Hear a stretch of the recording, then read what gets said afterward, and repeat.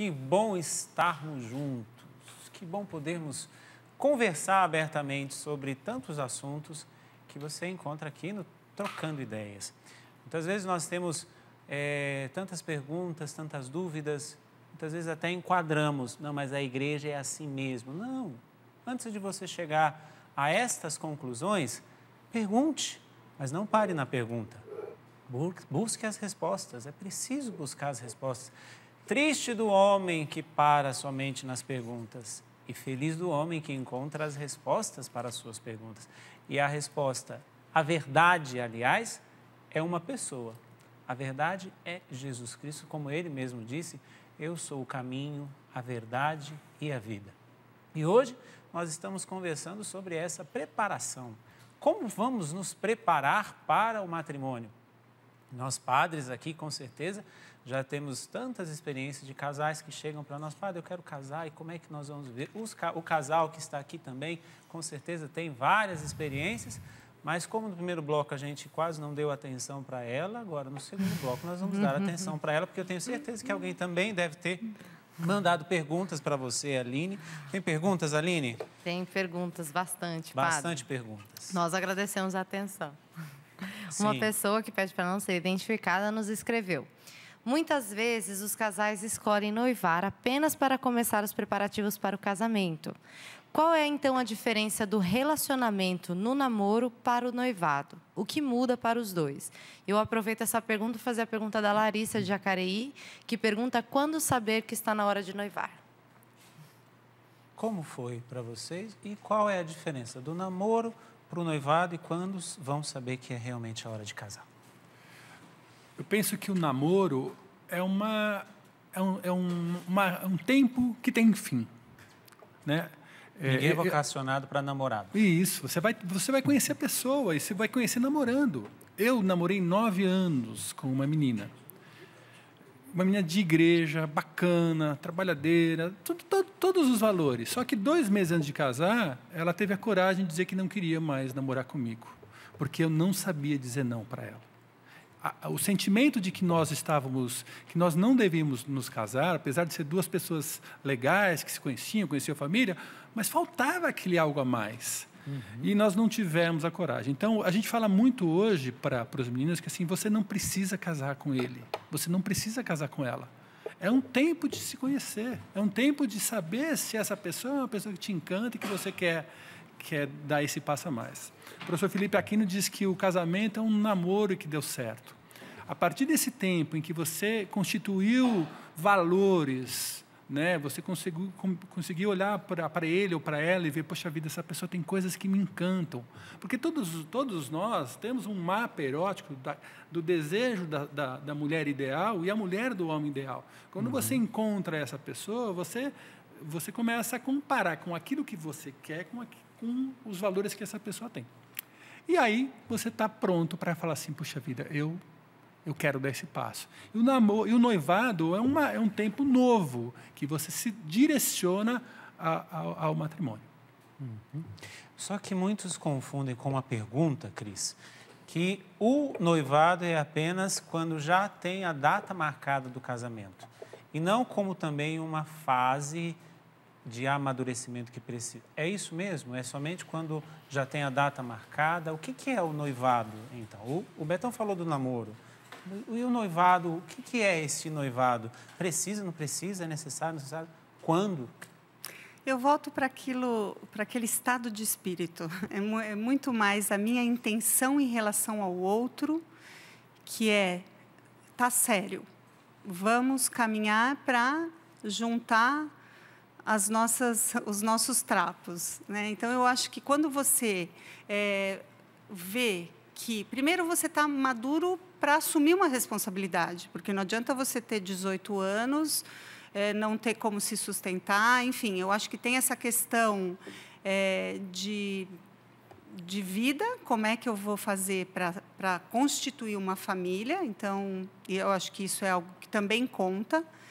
E essa questão de estar sério, eu quero caminhar para um casamento. Para nós não vemos como algo que precisa ter data, porque a data não quer dizer muita coisa, mas tem que ter o propósito.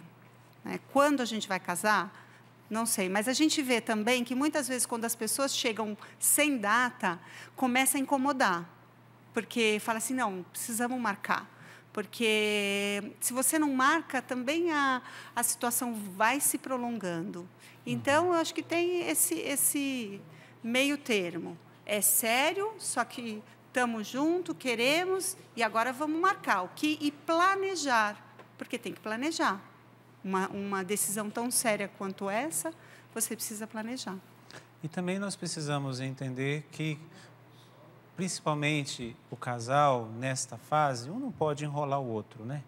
Porque muitas vezes ela já está tão preparada, já está com um desejo, já está, podemos comparar com um fruto, já está tão maduro que daqui a pouco cai, de tão madura que está.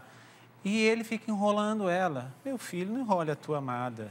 E se é o contrário também, não enrole o seu amado. Não é justo, né? Não padre? é justo, porque muitas vezes vão sendo colocados os problemas não, vamos dizer assim, as desculpas. Não, vamos terminar a nossa faculdade, depois a gente começa. Não, vamos nos estabilizar profissionalmente, depois nós vamos casar. Não, vamos ver como é que vai ser, vamos enterrar os... E aí vai um monte de desculpas. Aí não casa não. E é uma enrolação só. Né? Você enrolou muito tempo?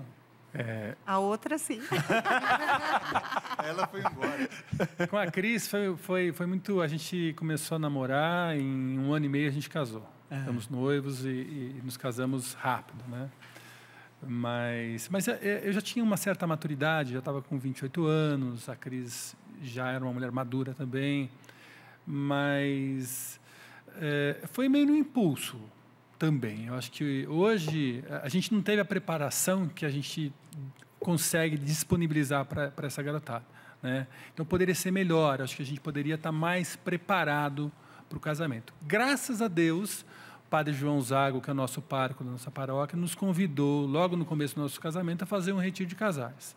E aí foi onde realmente que o sacramento, ele desabrochou na nossa vida. Aí nós entendemos o que era a presença de Deus na nossa vida, os benefícios dessa experiência, porque ela é real, ela está no dia a dia, né? Não é uma coisa mística, mas é uma coisa concreta. Jesus Cristo mexe com a minha atitude em relação à minha esposa e ela comigo. E nós temos ganhado com isso, né? Então, e aí, a gente, graças a Deus, a gente vai fazer 50 anos de casados. Vai demorar um pouco, mas pela graça... Não por conta da minha humanidade, porque a minha humanidade muitas vezes não garante nada, mas a minha busca em Deus, a nossa busca em Deus é a garantia de que a gente vai dar certo. Por isso que eu falo, tem jeito. Se o casal, lógico que não adianta pegar 2 pessoas que não tem nada a ver e falar assim, ponham Deus que vai dar certo. Não, é difícil.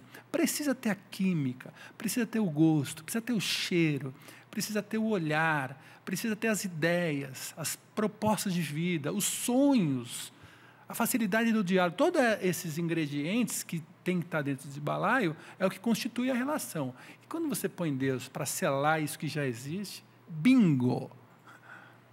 Enrolar não compensa. Imagina. Nem ele, nem ela. Viu, Aline? Vamos, Entendido. Aline. A Adélia, de Cruzeiro, pergunta: sou próxima de um casal que engravidou no namoro. Eles irão se casar no religioso e gostariam muito de comungar na cerimônia. Porém, eles não se arrependem tanto do ato sexual, pois gerou uma vida, que é o filho deles. Como eles podem, então, ter o perdão do pecado e comungar na cerimônia de casamento? Padre, boa pergunta. Boa pergunta, né? Agora, a questão está que nós somos chamados a fazer a vontade de Deus, né, na nossa vida. E existe a teologia do corpo, né? João Paulo II, né? Ele colocou toda aquela dimensão, e não temos um corpo, nós somos um corpo, né? E depois, hoje, essa devoção, tanto aí o pessoal tem a divina misericórdia, né? Pedir a graça, né? A graça do arrependimento, a graça do perdão, recomeçar a vida, ter esse desejo de acertar, de fato, né? Por exemplo, eu conheço meninas que me falaram isso: padre, eu engravidei e meu filho é uma bênção. De fato, é uma bênção. Agora, só que se pulou uma etapa, e essa etapa tem que ser agora ser restaurada, pouco a pouco, né? E a misericórdia de Deus é infinita, né? O bom ladrão, no último momento, foi perdoado, né? Aí a mulher pecadora, Agora o Papa instituiu aí o ano da misericórdia. Então, a gente contar com a graça de Deus, contar com a misericórdia e recomeçar, né? Caiu, como a criança faz, né? Levanta. Adulto, o que faz? Olha para um lado, olha para o outro, né? Para ver se não tem ninguém nos olhando, né? Então, caiu, recomeça, né? E aproveitar os erros, né? Aprender com os erros do passado. E aprender com os acertos também, os nossos e os dos outros, né? Às vezes a gente fica só no passado. E fazer atos de abandono. Senhor, eu abandono em tuas mãos meu presente, meu passado e meu futuro. Senhor, eu abandono meus pecados. O beato Dom Álvaro de Portillo, ele tinha uma oração muito bonita que pode ajudar também essa pessoa que nos escreveu. Senhor, muito obrigado. Perdão, ajuda-me mais. Tantas coisas boas que Deus nos concede. Errar, todos nós erramos, somos pecadores, né? Quem não tiver pecado, tira a primeira pedra. Agora, pedir a graça de Deus para ser melhor, daqui para frente, um passo a mais. Né? Me feri, me machuquei, vou recomeçar. Não vou ficar olhando para o passado. E Deus vai dar a graça. Eu fico pensando numa coisa muito forte. São Paulo, né? São Paulo foi responsável pela morte de Estevão. Imagina. E ele estava com a retidão. Ele queria acertar, mas errou. No entanto, Deus o chamou, ele caiu do cavalo, recomeçou, e depois ele disse, tudo posso naquele que me fortalece. E Jesus disse para ele, Paulo disse, Senhor, tira-me de mim o espinho que eu tenho na minha carne. Jesus falou para ele, basta-te a minha graça. Então, conte com a graça de Deus e recomece. Não olhe para trás, olhe para frente, duque em alto, né? Avançar para águas mais profundas. E é interessante isso, porque na pergunta que é uma mulher que conhece este casal, é bom que fique bem claro para você que a consequência, digamos assim, que foi a geração da vida, você não vai se arrepender do filho, né? Você tem que se arrepender do ato pecador. E aí que está justamente. Mas o que também nós podemos dizer a você que você busque aí no lugar onde você está, busque até a sua paróquia, busque uma direção espiritual, busque um conselho de alguém que possa te ajudar. Porque senão, aí entramos numa tentação, não, eu não vou me arrepender porque eu gerei o meu filho, e aí eu também não vou confessar mais, mesmo estando com o casamento marcado. Espera aí, as coisas têm que ficar muito claras. Busque aí na sua paróquia, na sua comunidade, alguém que possa te ajudar a esse discernimento que o padre bem falou aqui. Você não está arrependido da criança que você está esperando, mas é necessário o arrependimento do ato pecador. Padre, mas a consequência... Calma, a consequência não foi somente a criança, né? As consequências do pecado são outras consequências. A criança ali foi um fruto do encontro entre vocês, mas o ato pecador ele precisa, sim, mas busque. Como o padre bem falou, nós vamos entrar no Jubileu da Misericórdia, né, padre? Paulo, as escamas caíram dos olhos dele. Pois é.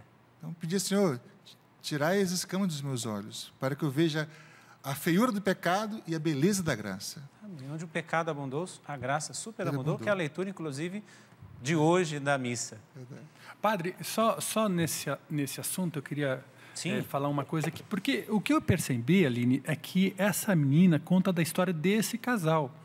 Então, veja, provavelmente eles têm o sétimo sacramento, que é o sacramento da santa ignorância ainda, porque eles não conhecem essa realidade. Então, muito bom. Ela está incomodada justamente por uma coisa lícita. Agora, se a pessoa não tem essa consciência, ela está vivendo dentro de uma dinâmica do mundo, e ela está se casando, ou seja, ela já está sendo um pouco diferente do que muitas das pessoas. Então, eu penso que você, amiga, que nos escreveu, pode ser essa referência de catequizar, sem acusar, mas contar, falar um pouco, porque a gente recebe em casa muitos dos jovens que não têm noção do sacramento. E a partir do entendimento de Deus, a partir do entendimento da beleza do sacramento, eles têm feito a experiência. Teve um casalzinho nosso agora que acabou, depois de um tempo de namoro, foram buscar a missa. Nós não pedimos que fossem a missas. A partir das nossas reuniões, eles falaram, vamos buscar a missa. E lá, ela fez uma experiência do sacramento da confissão. Ela falou, Betão, uma das coisas mais lindas que me aconteceu. Então, se não tiver o entendimento... Fazia 15 anos que ela não se confessava. Olha que maravilha. E ela falou, eu saí que eu tinha vontade de pular. De gritar. De tão leve que estava. Foi muito Então, sem a consciência, você não tem essa dimensão do pecado também, né? Então, a Adélia, justamente, busque essa ajuda, ou então leve as nossas respostas aqui para este casal. Como o Betão bem falou, esse casal ele pode estar na ignorância, né? E a ignorância realmente não nos acusa, né? É a consciência que nos acusa não é a consciência que nos faz acordar. Então, leve essas respostas para este casal. Adélia. Aline. Uma mãe que pede para não ser identificada nos escreveu no Facebook. Há casais cristãos que namoram anos na castidade, porém, no noivado, por entenderem já ter escolhido para sempre o seu parceiro, acabam antecipando a vida sexual. Como discernir sobre essa situação? Se é uma mãe, Cris.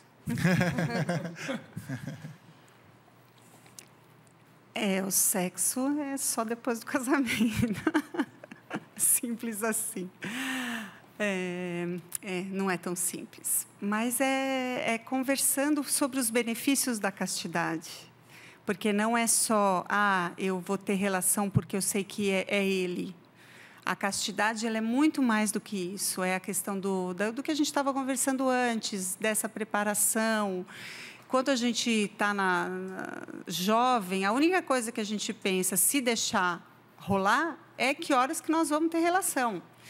Então, aproveite esse momento para conhecer outras coisas do seu noivo e da sua noiva, porque essas outras coisas é que vão fazer toda a diferença no casamento, porque não é o ato sexual que vai segurar a sua relação, o seu matrimônio. Muito pelo contrário, às vezes, e a gente já teve situações na nossa vida que a nossa sexualidade estava precisando de ajustes, que o que segurou o nosso casamento, que eu passei por um processo de depressão, eu não queria ter relação. Então, aquilo que o Betão falou de que a graça o sustentou, é porque tinha horas que ele queria desistir, porque nós não fizemos a opção do celibato. Né? Mas tem duas coisas que a gente tem que lembrar, né? Que existe a castidade conjugal. Sim. Não é verdade? Há momentos da depressão, a mulher está grávida, o marido viajou. Então, se eu não tenho um autodomínio antes, como é que eu vou ter depois? Né? Então, isso é uma realidade que o pessoal não para para pensar. Eu fiz lá 40 perguntas, então eu dou para os jovens, né?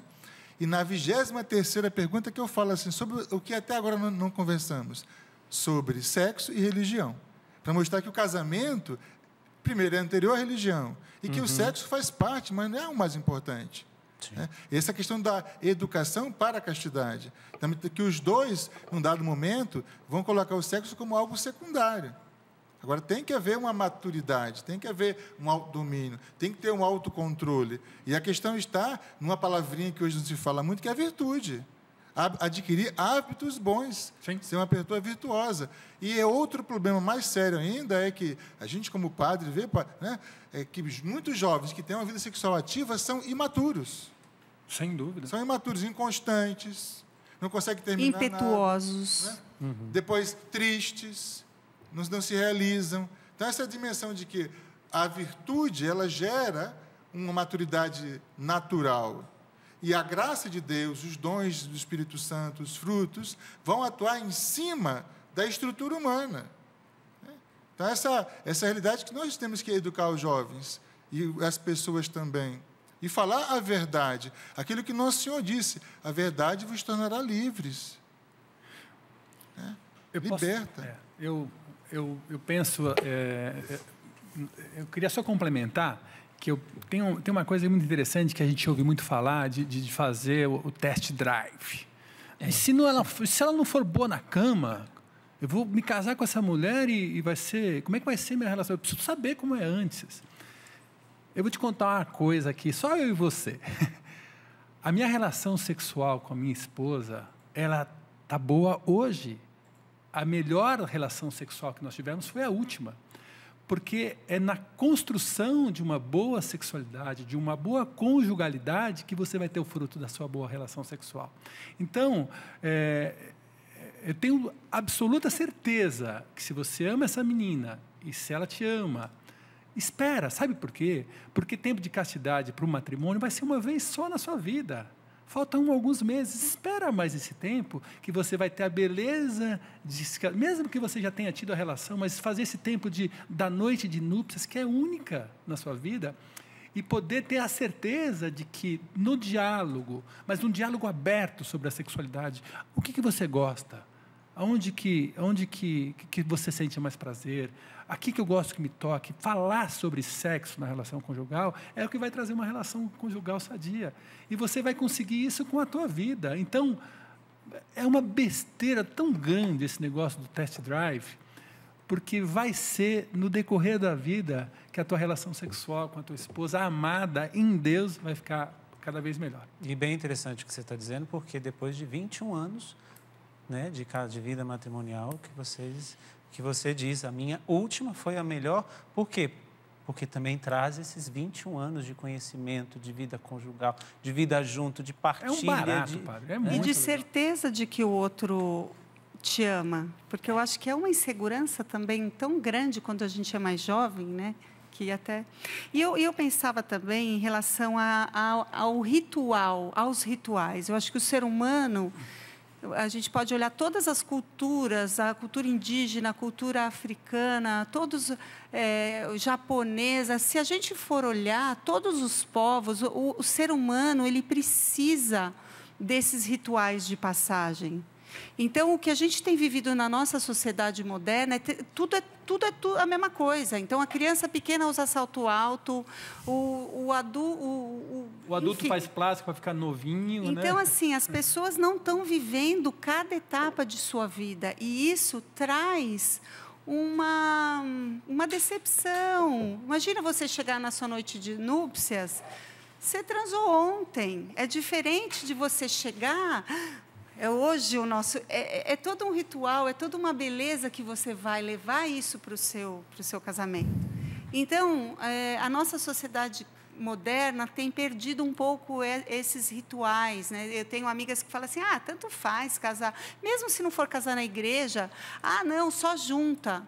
E a gente tem até amigos que não casaram na igreja, mas ritualizaram o casamento. Mudou, porque a postura é diferente em relação àquele relacionamento. Né?